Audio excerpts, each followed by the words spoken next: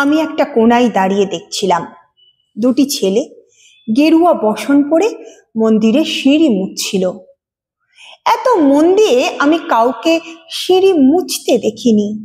এত ভালোবাসা দিয়ে আমি কাউকে সিঁড়ি থেকে ধুলো তুলতে দেখিনি। সিঁড়ি নয়, যেন জননীর ত্বক থেকে ধুলো তুলছিল। এমন ভাবে কেউ সিঁড়ি থেকে ধুলো মুছতে পারে এ আমি কোথাও দেখিনি।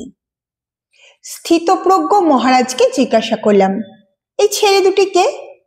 মহারাজ মৃদু হেসে বললেন, একজন নিউক্লিয়ার ফিজিসিস্ট আর একজন IBM এর 6 লাখ টাকার চাকরি ছেড়ে এখানে এসেছে। সিঁড়ি ধুতে এসেছে।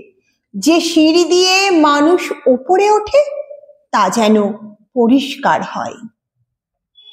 মহারাজ চলে গেলেন। সন্ধ্যা নেমে আসছে গঙ্গায়, আমার ভিতরেও নামছে সন্ধ্যা। সারা পৃথিবীতে এত সিঁড়ি, সিঁড়িতে সিঁড়িতে এত দাগ, এত ক্রোধ, এত অপমান। আরতি শুরুর আগে মনে হলো, যে সিঁড়ি মুছতে পারে না সে কোনোদিন মানুষের চোখের জল মুছতে পারবে না। নমস্কার, আমার চ্যানেল শ্রাবণীর গল্পকথা আপনারা সাবস্ক্রাইব করুন, লাইক এবং শেয়ার করুন। ধন্যবাদ।